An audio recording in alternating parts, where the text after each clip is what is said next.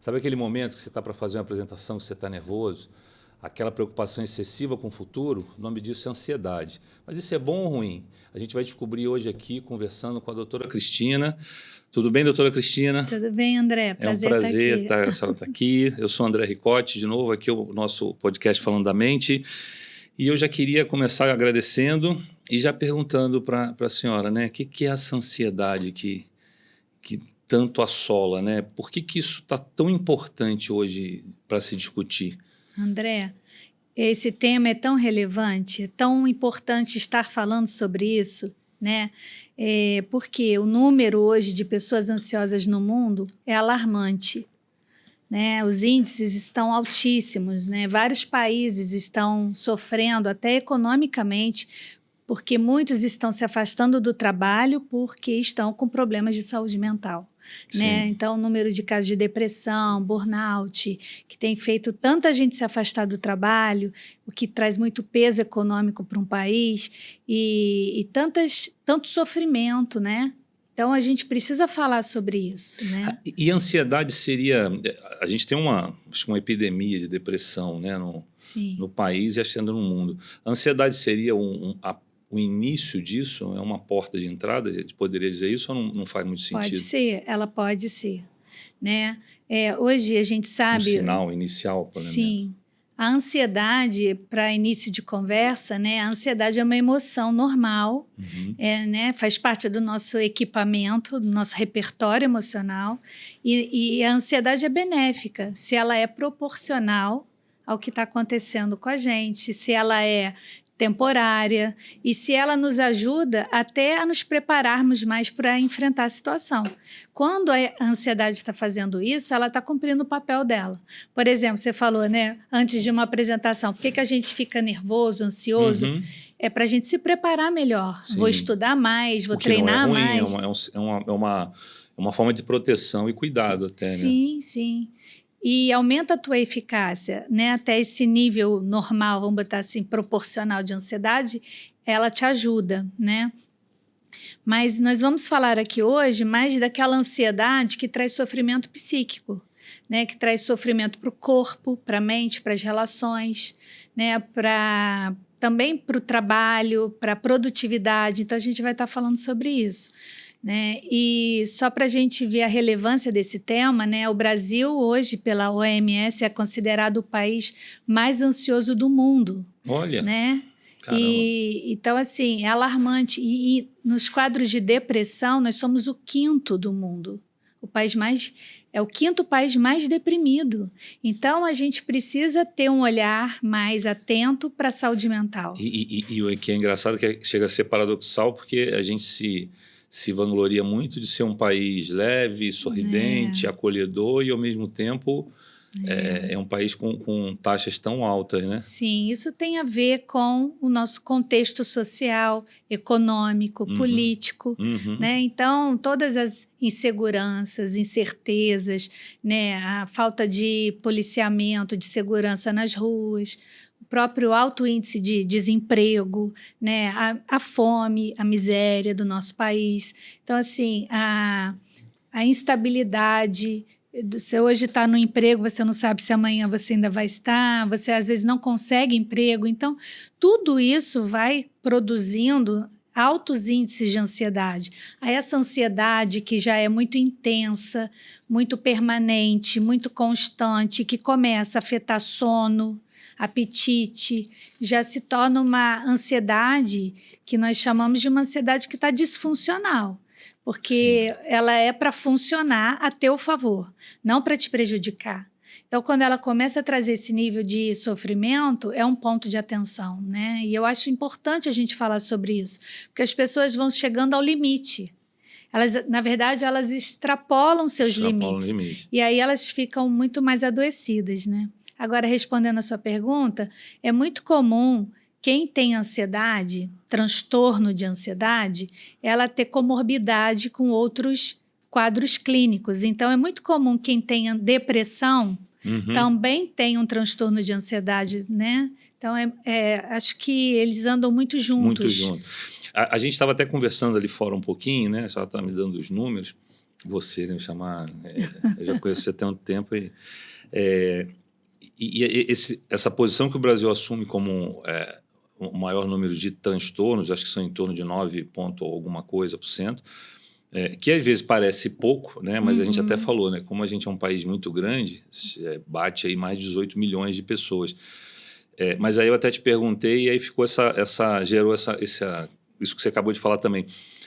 Uma coisa é o transtorno, né? São 9,3 são os transtornos que foram diagnosticados. Isso. E outra coisa também é a ansiedade, né? O que é um pouco essa diferença entre o transtorno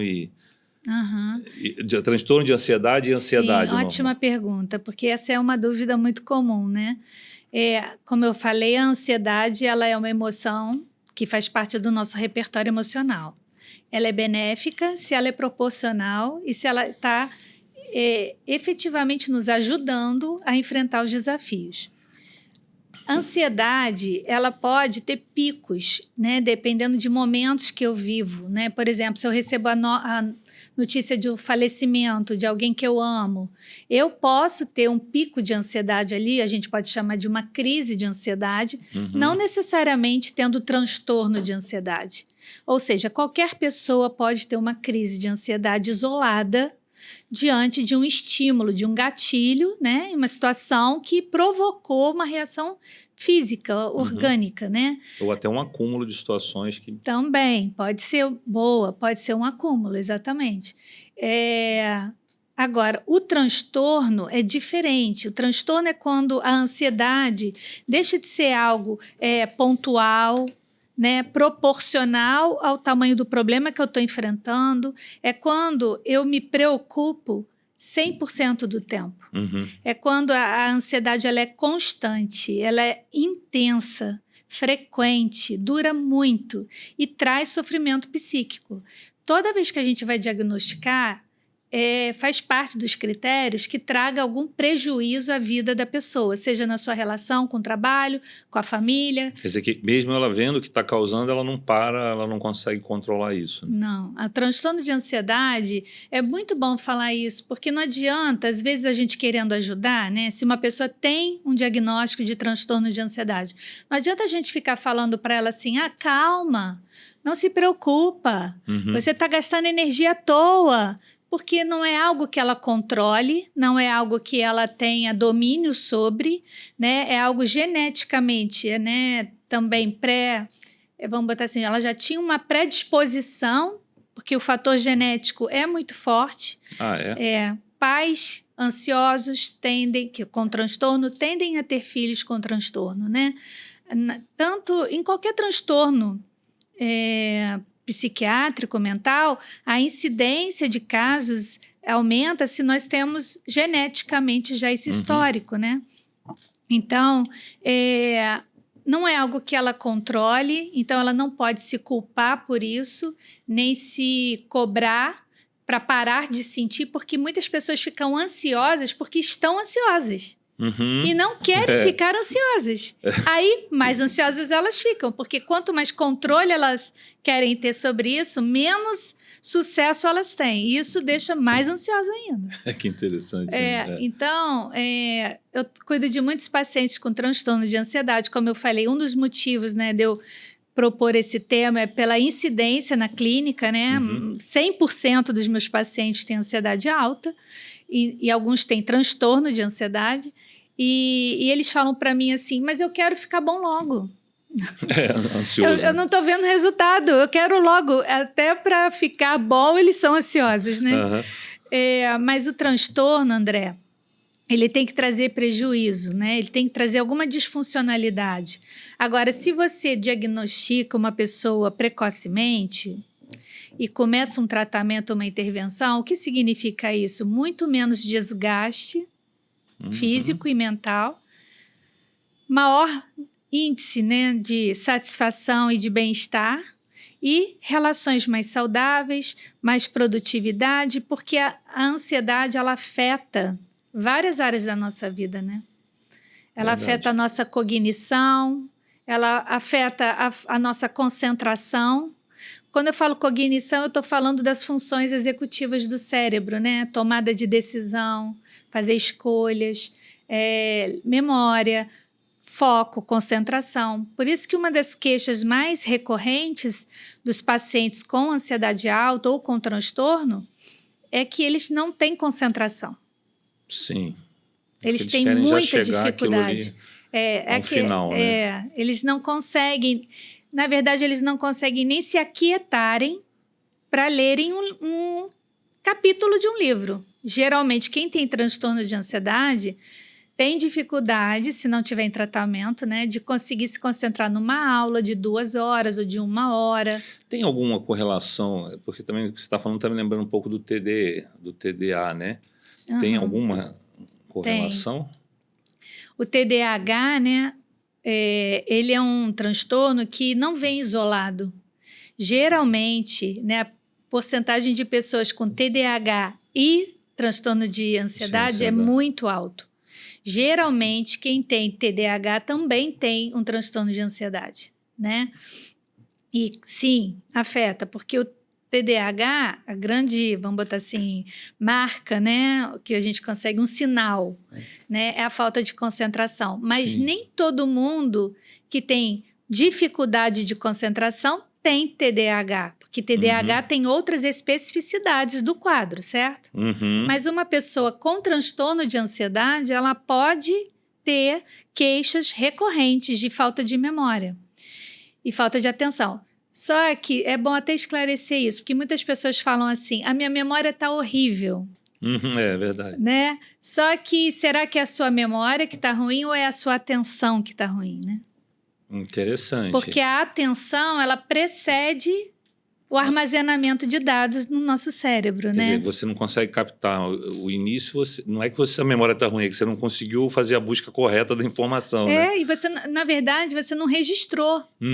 Passou tão rápido uma situação, você leu um texto, mas você estava com a cabeça, com dificuldade de prestar atenção. Aí depois você vai falar assim, caraca, minha memória é horrível. Na verdade, a sua concentração está ruim, você não está conseguindo reter a informação, porque para ela ser armazenada, primeiro ela tem que ter sido retida. Se ela não é retida, ela não pode ser armazenada. Então, geralmente, quem tem queixa de memória, claro que há exceções. No meu campo, nada pode ser muito generalizado, porque cada caso é um caso. Mas, geralmente, quem tem dificuldade de memória, se queixas sobre memória, geralmente também vão se queixar de dificuldade de foco e concentração. Está completamente ligado, né? Então, por exemplo, quem tem TDAH, uma das características marcantes também é a procrastinação. Mas quem tem transtorno de ansiedade também tem esse comportamento frequentemente. Porque, por exemplo, se eu tenho um trabalho para fazer, o trabalho é grande e está me gerando ansiedade. Ansiedade alta tem tudo a ver com comportamentos de esquiva, de fuga. Sim. Então, se aquilo... É que você gera o medo e você já tenta fugir dele, Exatamente. Né? Então, se você está preocupado com o quanto aquele trabalho vai te dar trabalho, o seu comportamento tende a ser de esquiva. Então, você evita aquilo o máximo que você pode. Aí, quando o prazo está no limite, aí que você vai vir à noite e vai entregar o trabalho. Muitos funcionam assim, né? Muitos funcionam assim. No finalzinho do prazo, ele vai lá e resolve. Aí se torna um hábito, que aí é a procrastinação. É como se na cabeça dele é assim que funciona, Exatamente. Né? Ele acha que é assim que ele funciona. Você sabe que uma coisa que eu vim mudando na minha vida e você falando isso me lembrou. E para mim funciona muito bem isso. Eu olho as situações que eu tenho que resolver e eu aprendi a não medir. Eu simplesmente vou lá e faço. É meio até estranho como isso já virou um hábito. Por exemplo, coisas bobas, assim, coisa quando você esquece. Você chegou no carro, lembrou que esqueceu. É normal você, vou ter que subir, isso vai acontecer. Eu esqueci, eu tenho que ir lá, eu simplesmente volto. E volto com a cabeça mais vazia possível. E vou dizer que foi uma virada assim, muito interessante, porque quando você vê, você já está ali de novo, na mesma situação, Você não fica esticando o problema, né? É como se você não tivesse noção nem do tempo. Parece que o tempo não aconteceu, né? E incomoda. E hoje me incomoda quando eu vejo alguém fazendo. E acontece muito. Pô, então você vai ter que fazer isso. Eu falei, nossa, não tinha nem visto que era tanta coisa. Eu simplesmente tenho que fazer. Mas eu tenho que fazer, né? Porque você já tem um modus operandi aí de execução. Né? Verdade. Vou fazer, tem que fazer, vou fazer.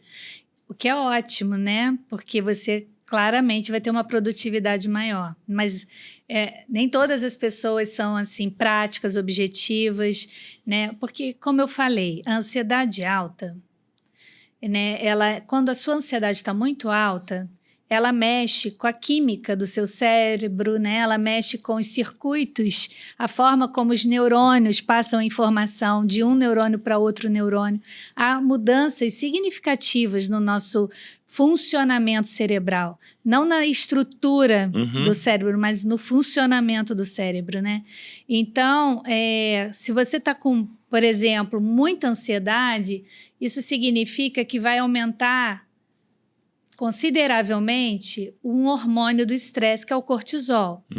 O cortisol é um hormônio necessário, bom. Não estamos aqui falando mal dele, né? Ele é ótimo, só que ele, em excesso, ele começa a gerar um desgaste no nosso organismo, né?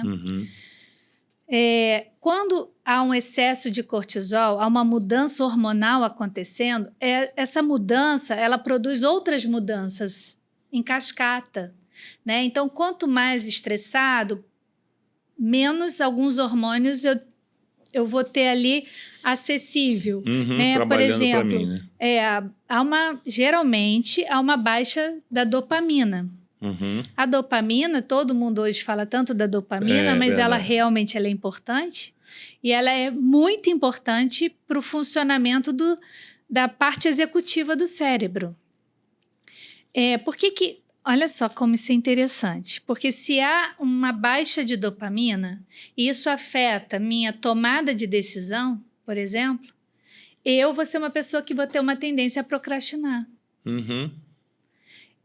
Se dificulta o meu planejamento, eu também vou ser uma pessoa com dificuldade e vou procrastinar. Então, alguns comportamentos, eles não podem ser lidos de uma forma simples. A gente, no senso comum, a gente chama a pessoa de preguiçosa, desorganizada, né? A gente vai rotulando essas pessoas. Na verdade, muitas pessoas não conseguem.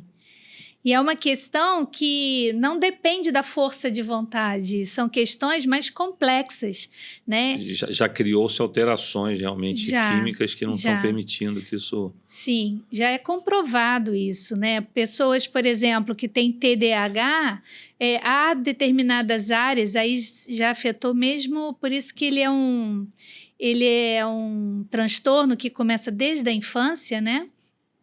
Quem tem TDAH começou na infância esse quadro, mesmo não tendo sido diagnosticado, mas o cérebro é divergente, ele é diferente mesmo, né?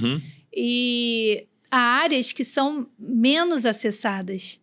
Então, por exemplo, o córtex pré-frontal, que é a parte do nosso cérebro mais, assim, responsável por planejamento, análise de consequências, análise para resolução de problemas complexos, essa área geralmente é menos ativada. Então, assim, a gente tem que evitar o simplismo, né? Às vezes uma criança ela não se concentra, não é porque ela é uma criança agitada, às vezes ela está tendo alguma dificuldade, mas nem tudo é TDAH. Nem tudo é TDAH. Né? Às vezes a criança tem um temperamento mais ativo. Não necessariamente um TDAH, né? Mas já é um sinal de observação.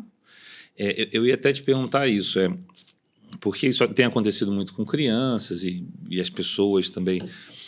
Quando você fala do transtorno, o que me ficou na dúvida na cabeça eu posso trazer até isso geneticamente, então existe alguma coisa que me já predisponha. Me predisponha.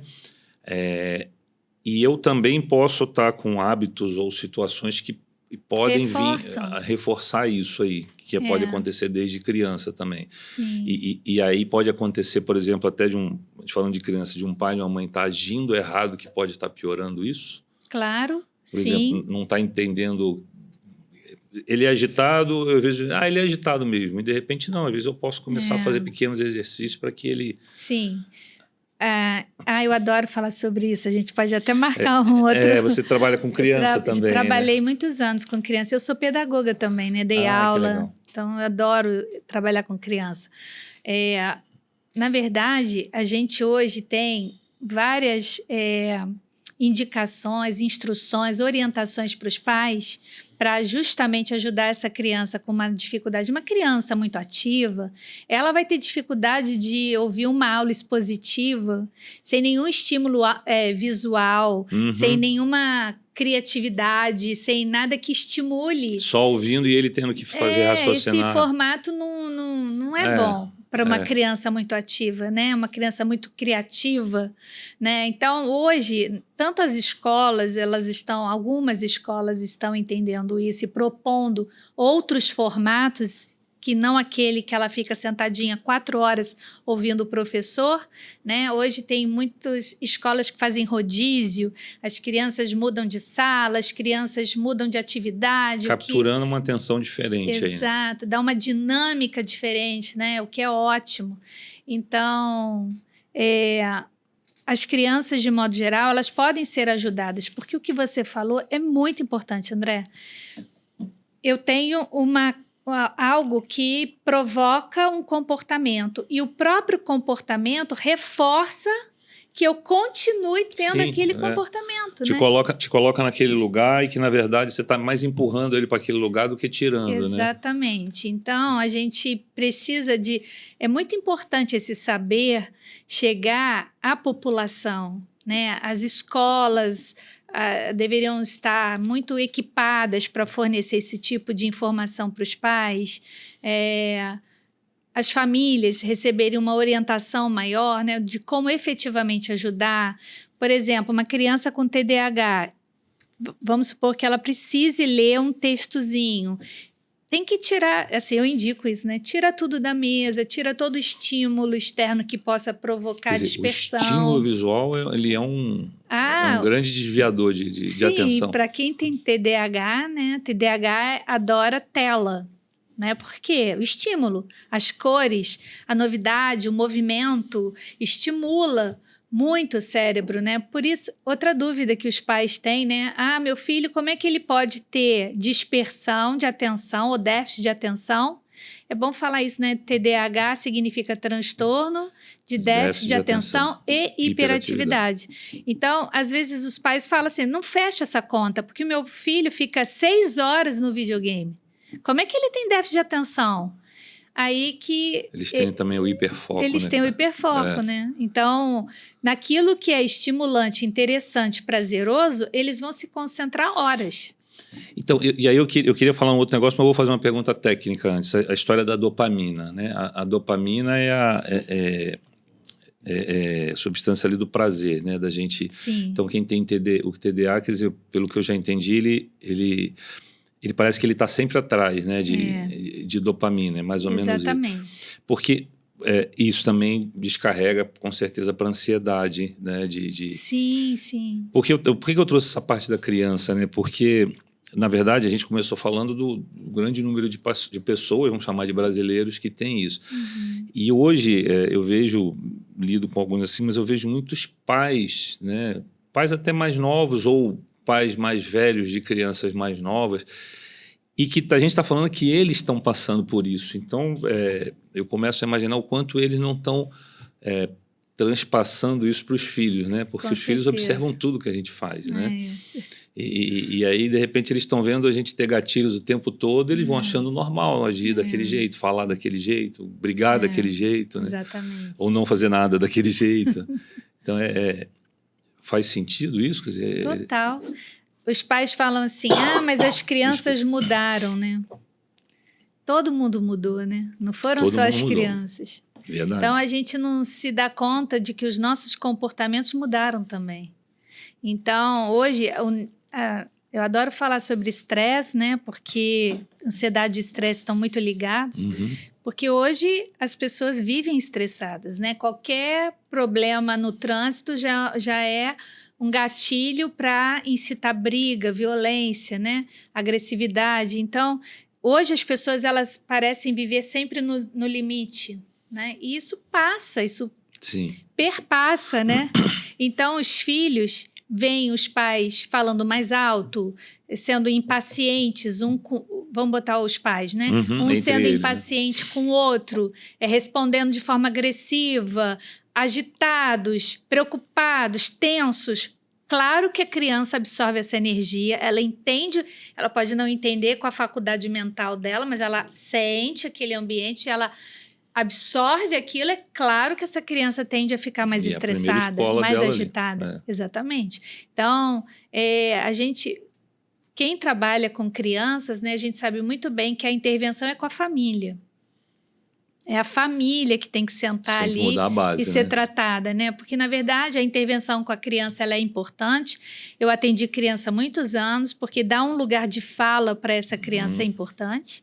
Um lugar seguro, onde ela possa expressar, onde ela possa aprender a nomear as emoções que ela sente, né? A lidar com essas emoções, porque tudo para ela é muito novo, né? A criança ela não sabe chegar para falar para você e falar assim: eu tô tão estressado, o professor foi péssimo hoje, né? Como ela geralmente mostra o estresse? No mau comportamento. Sim, eu acho que esse é o grande detalhe que vou colocar todos nós, né? Mas nós como pais, às vezes a gente não percebe, né? E aí, às vezes a gente quer impor, quer corrigir, mas não percebe que tem alguma coisa ali por trás, né? Que pode já estar começando a nascer ali, né? Sim. Hoje em dia, eu sou muito observadora, né? Psicólogo é observador, né? Então, quando eu sento num restaurante, que eu vejo uma família, eu observo, né? E, às vezes, os pais, eles estão no celular o tempo todo. E aí, a criança também está lá no tablet, no iPad dela, né? Então, a criança, na verdade, ela reproduz...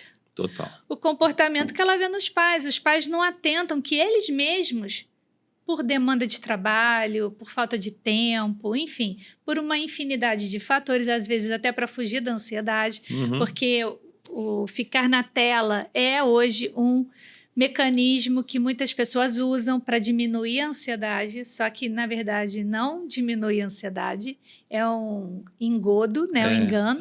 Mas, naquele tempo, a distração funciona como algo que escapa.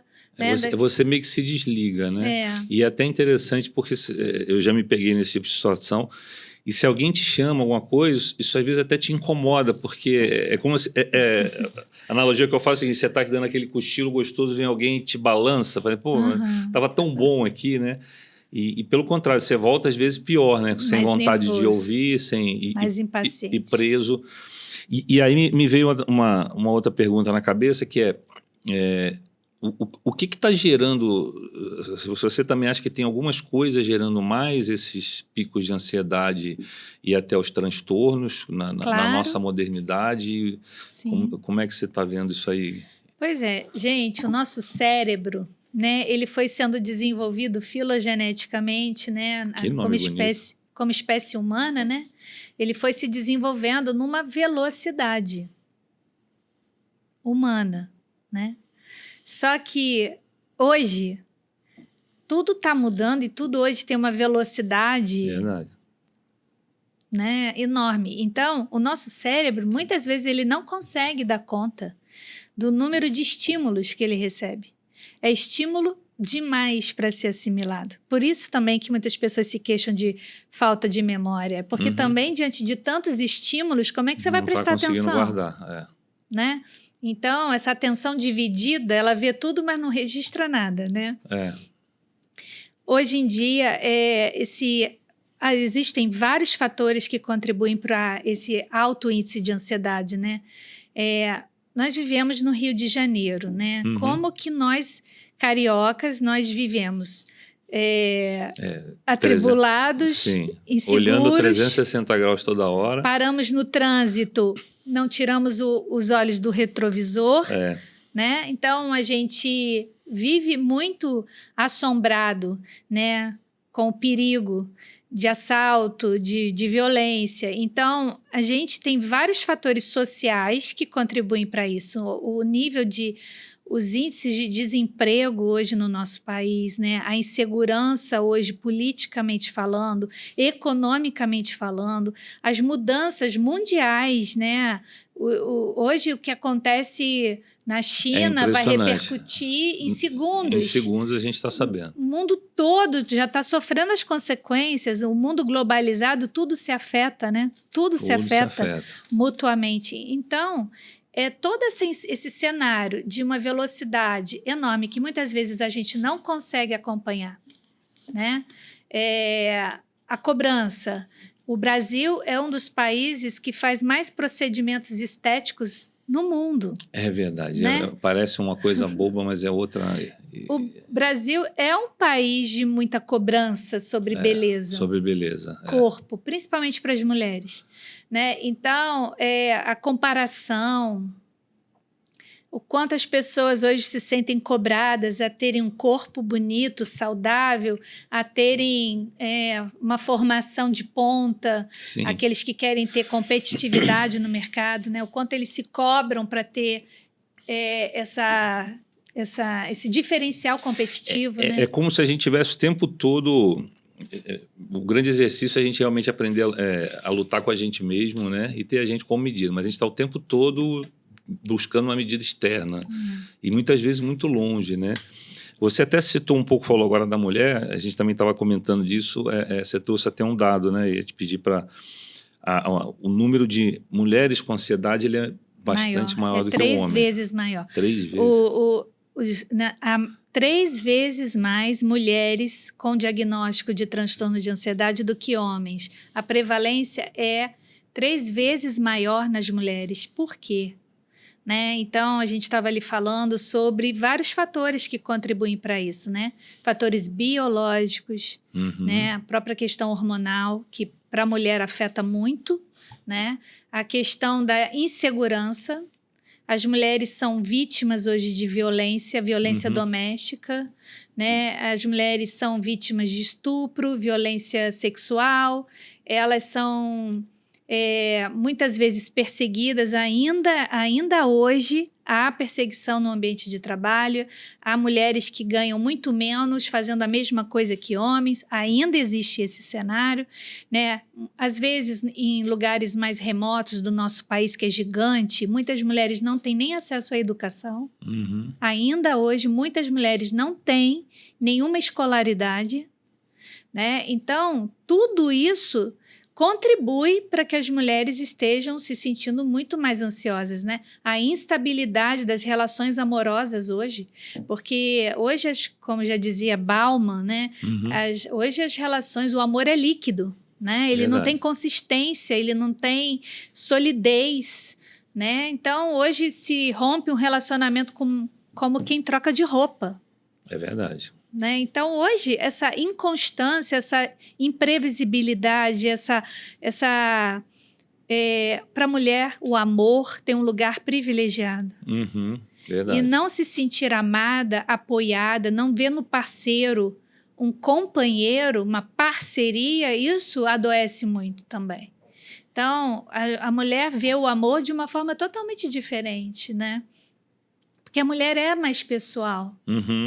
E ela valoriza muito a família, o amor, os filhos. A mulher tem essa questão, atravessa a mulher, né? Então, a gente hoje vê que a mulher tendo uma tripla jornada de trabalho, às vezes porque ela trabalha 8, 12 horas por dia, chega em casa.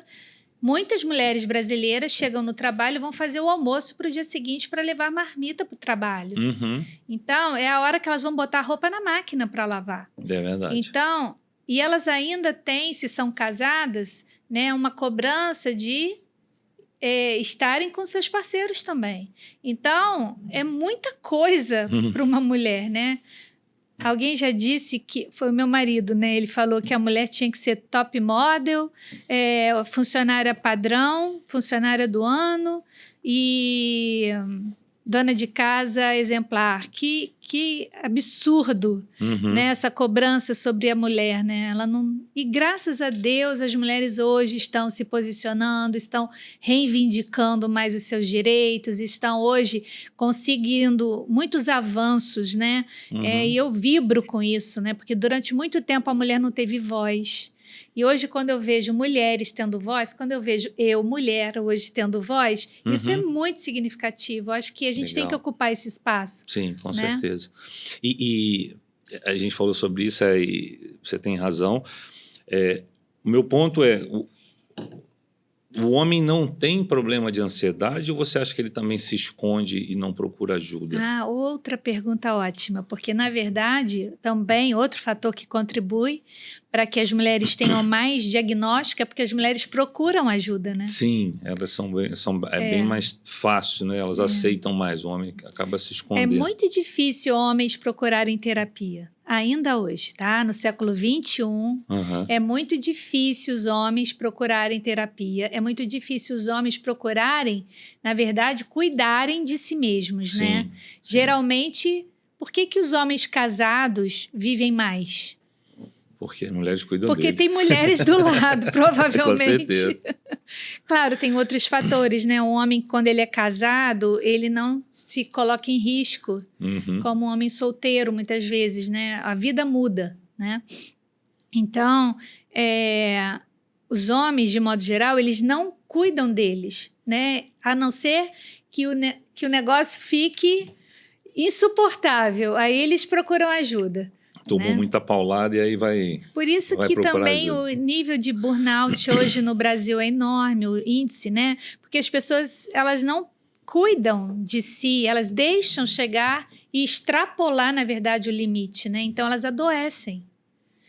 E os homens, não é que eles não tenham ansiedade, eles têm menos diagnóstico de ansiedade, né? Por esse é o ponto. Mas tem muitos homens com muita ansiedade. Muita. E eu ia te perguntar um pouco, não sei como é que é a tua experiência clínica, mas como é que você tem visto hoje a ansiedade atrapalhando dentro do ambiente de trabalho, né? O quanto isso... Porque eu já ouvi muito assim, até me cobrarem, né, da tal das pessoas aceleradas, né? Às vezes eu ouço muito isso no ambiente de trabalho. E a conclusão que eu cheguei é que, na verdade, que boa parte dos acelerados, na verdade, eles são ansiosos e estão fazendo um monte de coisa errada. Mas tem-se a visão de que ele tá fazendo um monte de coisa, né? Como é que, não sei se você tem tido hoje experiência clínica? Olha, hoje...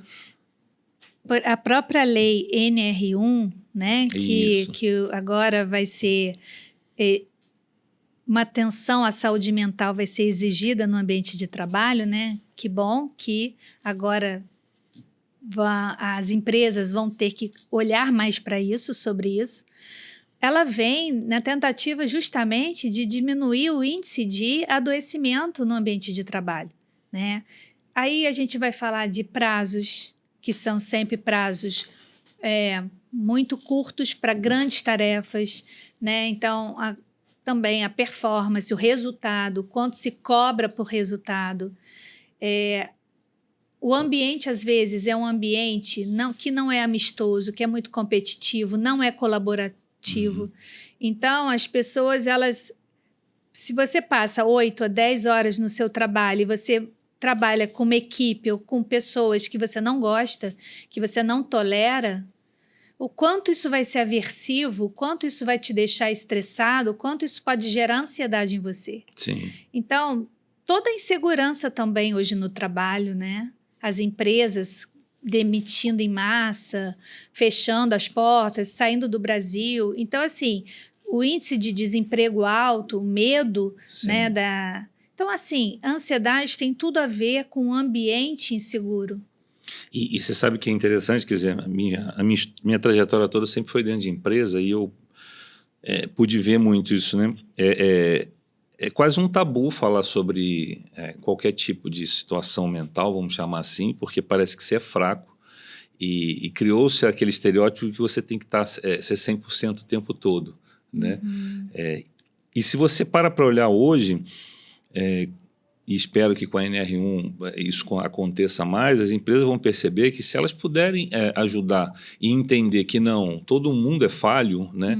E se eu puder ajudar, eu reduzo, eu tenho um ganho fantástico, além de performance, quando você começa a ver o quanto você gasta com demissão, com retreinamento, com um monte de coisa, você vê que eu trabalho às vezes ajudando pessoas nessa parte de desenvolvimento, você consegue ver a pessoa crescer bastante, né? Por que não se faz mais isso, Pois né? Ainda tem esse tabu, porque é dinheiro que está indo indo embora. pelo ralo. Está indo embora. É muito caro isso para uma empresa, para um país, né? O absenteísmo, as pessoas saírem por licença, quanto isso onera o sistema de saúde. Então, hoje as pessoas elas precisam, as empresas, os grandes CEOs, os grandes líderes, né? Eles precisam mudar a mentalidade, né? Cuidar dos seus colaboradores é o maior investimento que eles podem fazer. Com certeza. É o maior investimento, porque... Não tenha vergonha de falar disso. Deixa eu te fazer uma pergunta que eu lembrei de um negócio que a gente falou também, dicas, né, de quem conhece para poder regular, ajudar a se regular, porque foi o que a gente falou, né? A ansiedade vai acontecer, né? Que em algum momento vai acontecer. Vai. Né? Brinca, até aquele momento que teu filho está jogando um esporte, você quer entrar na quadra, fazer... O que você traz de sugestão aí para a gente para segurar naquela hora aí? Bom, então, só para esclarecer mais uma vez, a ansiedade é normal dentro de um parâmetro. Se ela é proporcional ao que você está vivendo, se ela é antes de algum desafio, se ela está te estimulando a melhorar sua performance, a estudar mais, a se qualificar, ela está fazendo o papel dela. Né? Ficar ansioso também diante de uma coisa boa, como uma viagem, né? Um podcast, uma palestra que você vai dar, é absolutamente normal. Né? Existe, eu não falei, mas existe o eustresse e o distresse. Né? O eustresse é um estresse positivo, é aquele estresse antes de uma viagem, por exemplo. Agora, o distresse já é o estresse que traz adoecimento, né? Então, só para fazer um esclarecimento. Agora, o transtorno de ansiedade já é uma ansiedade constante, permanente, ela faz com que você tenha pensamentos intrusivos de preocupação, você se preocupa 100% do tempo e você quer planejar, prevenir todas as ações a fim de se sentir mais seguro, isso gera mais ansiedade ainda. Então, ansiedade transtorno de ansiedade tem a ver com disfunção em alguma área da sua vida ou em todas as áreas da sua vida, tá? Quando você percebe que já está trazendo sofrimento, ou seja, já está afetando o seu sono, você não está dormindo mais, você está com insônia, está afetando o seu apetite, ou você está comendo demais, ou você está comendo de menos. Quando você não tem mais quietude, serenidade para poder parar e descansar, porque hoje as pessoas têm culpa se elas param. Sim. Né? Elas não podem parar. Então, se você... Já passei muito por isso. Se você se sente assim, que tem que estar ligado o tempo todo, isso pode sinalizar que você já está com indícios, né, de um possível transtorno de ansiedade. Então, você precisa procurar um profissional, que na maioria das vezes vai ser o psicólogo que vai fazer esse diagnóstico. E, se houver necessidade, o psicólogo vai encaminhar para um psiquiatra, porque aí vai precisar muitas vezes de uma medicação, tá? Eu não falei, mas o Brasil... Essa era até uma outra pergunta, mas o Brasil é o país que mais se consome Rivotril no mundo. Né? Rivotril é um ansiolítico, é um calmante, que é um SOS, que você deve usar com prescrição médica para momentos de crise de ansiedade. Mas Rivotril não é para tratar a ansiedade. Para tratar a ansiedade... SOS mesmo. É um SOS. Para tratar a ansiedade, geralmente os psiquiatras usam antidepressivo, que é a linha 1 de tratamento, tá? Agora, vamos supor que você não esteja com transtorno de ansiedade, não precise agora buscar um psicólogo, né, um atendimento. O que você pode fazer para diminuir a sua ansiedade? Existem muitas práticas que ajudam. Já caiu num lugar comum falar de atividade física, todo mundo fala sobre atividade física.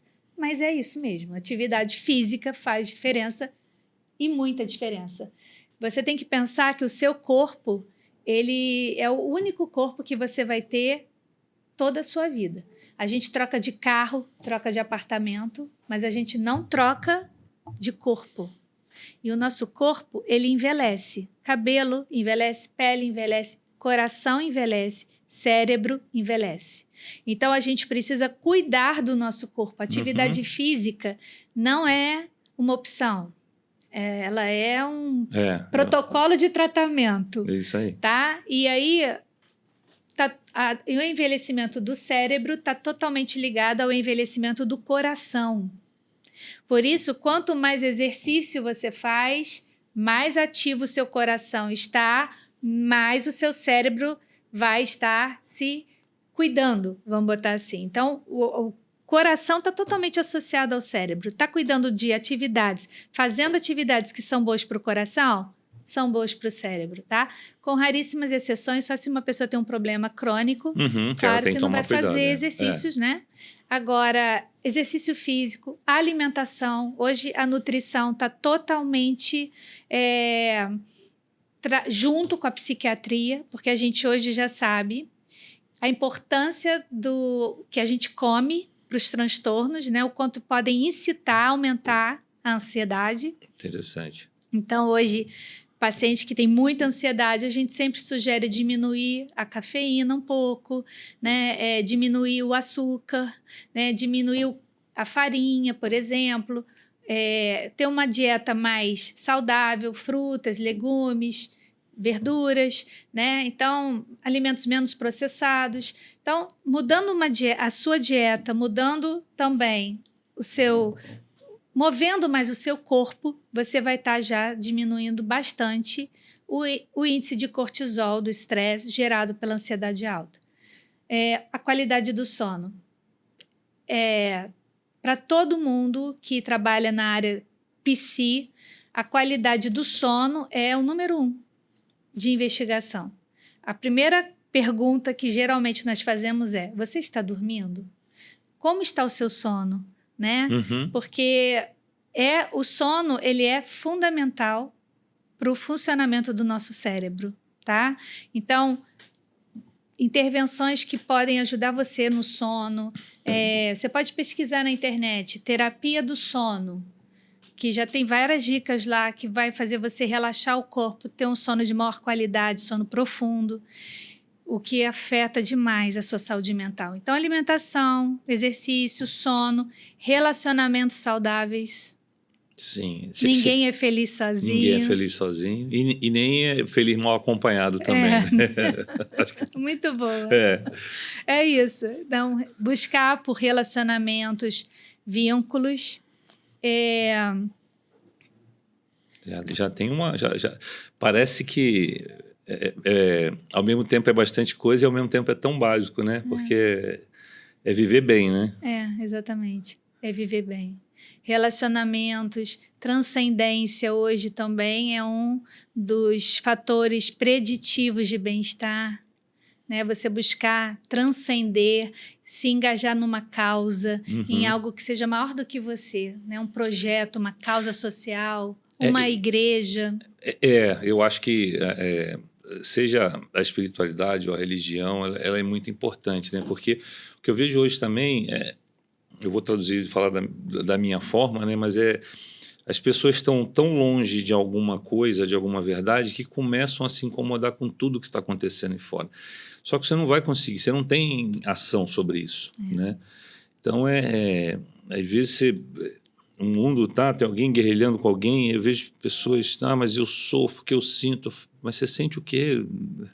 Você tem as suas guerras, cuida primeiro de você, né? Mas essa falta, às vezes, também de se conectar a algo maior, né? Ao seu maior, né? Porque a sua espiritualidade te dá propósito. Sim. Né? Quando você tem uma causa em que você acredita e que você investe, isso te dá sentido na vida. Sim. E a gente sabe que bem-estar, felicidade tem tudo a ver com sentido, com propósito, tá? Então, hoje, as pessoas terem uma paixão, algo que faça seus olhos brilharem, que faça você ter muita motivação. Ajudar as pessoas faz muito bem. Uhum. Isso já é provado, né? Pode ser uma boa coisa ajudar, fazer. você ter um trabalho social, você se voluntariar para ajudar numa causa, transcender, pode ser tanto no sentido horizontal, do coletivo, de você ajudar outras pessoas ao seu redor, como pode ser vertical, de você buscar algo que você acredite, né? A transcendência hoje é reconhecida como um preditivo de bem-estar. Então, a gente transcender, ter vínculos afetivos duradouros, né? Isso, um senso de pertencimento, isso gera muita segurança, diminui a ansiedade, né? Diminui as cobranças, ter um olhar mais generoso e empático sobre si mesmo. Ou seja, há muitas maneiras de você ir tratando a sua ansiedade. Inclusive, o meu Instagram é com esse objetivo de ajudar as pessoas a viverem de forma mais leve e de forma mais sábia. Porque se a gente tiver aprender a viver bem, a arte de viver bem, a gente vai ter mais saúde. Já tem mais saúde. Exatamente. Porque você usa uma palavra até que eu gosto bastante, estava conversando hoje de manhã sobre isso, que é o pertencimento, né? Eu acho que a ansiedade, né, ela parte, se eu não faço parte de nada, parece que eu nunca vou conseguir. Então, quando você pertence à coisa mais simples, essa coisa mais simples já te ampara, ancora, né? Você ter um amparo, um apoio, isso é fundamental. Sim, só que às vezes a gente está buscando, eu até coloquei, eu postei aí também essa semana sobre isso, né? O tal do propósito, até usei uma fala de uma outra amiga psicóloga que ela estava falando, a gente estava falando sobre isso. Você não precisa também ter um propósito mega, né? É uma coisa, às vezes pode ser um propósito que você tem que fazer hoje, alguma coisa hoje. Mas essa falta de pertencimento vai te deixando, vai te engatilhando, né? Essa fala é perfeita. Perfeita. Não precisa ser algo mega. Pequenos propósitos. Pequenos propósitos. Já vai trazer motivação, estimular você, te dar entusiasmo. Já muda as emoções, já muda o humor. Sim. Isso já é um preditivo de bem-estar. Então, verdade. A gente acha que são grandes coisas que precisam mudar na nossa vida para a gente se sentir melhor. Na verdade, são pequenos ajustes já vão fazer uma diferença enorme em como a gente se sente, né? Eu tive até com a minha esposa essa conversa semana passada, né? Você até conhece também ela. E às vezes é mudar só a perspectiva, né? Ela trouxe uma situação que ela falou assim, pô, mas aconteceu isso, né? Só que essa situação, eu só falei para ela, poxa, mas que bom que aconteceu isso. E ela falou, você tem razão. Quer dizer, a gente só mudou a perspectiva. E a coisa muda, né? Eu vejo muito, eu brinco muito, eu vou a restaurante, dificilmente você vai me ver reclamando da comida, né? Isso não quer dizer que às vezes a comida não está boa, mas eu estou ali para aproveitar toda uma situação. Então, eu não permito que só a comida estrague o meu... Então, de novo, é uma decisão que você toma, né? Se a comida está ruim, tá, mas eu escolhi o lugar, eu decidi sair de casa, decidi passear, conversar. Então, são tantas coisas para pegar a comida e dizer, foi horroroso, porque a comida estava muito ruim. Né? Então, às vezes é só mudar a perspectiva também. É, né? Isso que eu chamo de sabedoria para viver, porque... O que é sabedoria? Sabedoria é você saber usar o conhecimento que você tem e aplicar esse conhecimento no seu cotidiano, na resolução dos seus problemas diários. Sabedoria é a aplicação do conhecimento. É isso aí. Então, quando você aplica, né, eu sei que se eu mudar a perspectiva, eu mudo o meu humor, eu mudo o ambiente, né, eu vou trazer muito mais ganho, né? Então, você foi sábio. Sim. É essa sabedoria, porque às vezes a gente estraga, a gente azeda o momento inteiro. Sim, por uma coisinha. A gente podia relevar, abstrair aquela coisinha, né, de repente. Então, isso fala muito de uma reestruturação cognitiva. A terapia faz muito esse papel. Sim. De você aprender a ter um novo olhar sobre si, sobre a vida, sobre o mundo, futuro, né? Justamente é uma mudança de mentalidade, né? Dentre tantas outras coisas, não é só isso, mas a reestruturação cognitiva é o carro-chefe do meu processo quando eu estou atendendo meus pacientes, né? Porque mudando a perspectiva, o olhar, dando um novo significado, as coisas mudam, porque na verdade nós interpretamos tudo, né, André? Sim, nós decidimos. Eu brinco que a gente decide tudo. Qual o seu Instagram mesmo? Que você... Ah, tá. Meu Instagram é psicóloga, Ana Cristina Vilaça. Vilaca. Vilaca. Né? Sigam lá que vocês vão gostar. Doutora Ana Cristina, você falou que não quer, mas vou chamar só para... Acho que falamos bastante, acho que a gente conseguiu passar uma boa mensagem. Porque acho que com esse final agora ficou perfeito, né? Para as pessoas entenderem que se você não está vivendo bem, acho que um sinal do que vai acontecer é que você vai começar a sentir esse negócio que a gente falou de ansiedade, né? Sim. Então tem um sinal aí, um sinal, ela é sua amiga também, né? É um sinal de alerta. Mas queria, muito grato pelo papo, deixar aí um espaço, se você quiser alguma coisa que você queira deixar aí de mensagem para o pessoal. Primeiro, quero te agradecer pelo convite. Gostou, Dana? Adorei. Eu adoro... Ela estava um pouco ansiosa no início. Eu adoro poder ajudar. Que bom. O meu saber, ele é muito útil. E eu quero que mais pessoas possam ter acesso a esse saber, que possa efetivamente ajudar, né? Então, para você que está assistindo esse podcast, está ouvindo, cuida de você. Né? A ansiedade, se ela não for cuidada, se ela não for vista com um olhar atento, ela pode se transformar, né, em outros quadros clínicos piores, com mais perdas, com mais prejuízos. Né? É muito comum pessoas que tiveram ansiedade, transtorno de ansiedade, não cuidaram, acabam entrando muitas vezes num quadro de depressão, que traz muito mais prejuízos, principalmente em relação ao trabalho, né?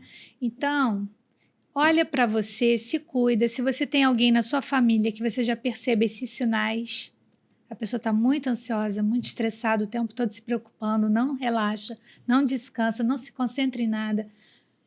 Incentiva essa pessoa a procurar ajuda, a procurar um psicólogo, tá? Porque se a gente não está bem, né, dentro da nossa mente, a gente não está bem em lugar nenhum. Perfeito. Um beijo grande para vocês. Perfeito, definiu bem. E de novo, obrigado. O espaço aqui, por isso que a gente chama Falando da Mente, são assuntos para levar isso realmente para as pessoas. E foi perfeito. Procurem ajuda, não tenham medo, né? Eu brinco que o pessoal paga personal trainer para fazer você dizer que você tem que levantar o peso, né? Mas lógico, porque tem uma lógica. Mas para desenvolver a mente, a gente acha que não precisa de ajuda, né? Que é bem mais difícil de você...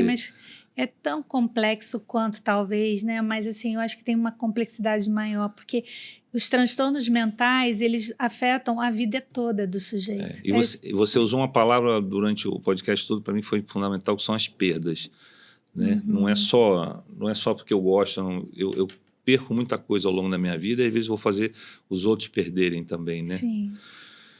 Vamos embora? Vamos embora. Muito obrigado, espero que vocês tenham gostado. Aproveita, segue aí, segue também a doutora Ana Cristina, dá um like, se não gostou também manda para aquela tia que não gostou, não tem problema, né? Fala para ela que ela é ansiosa, vai que você queira dar uma dica assim, acho que você está um pouco ansiosa, ouve isso aí, então compartilha com todo mundo aí e até a próxima.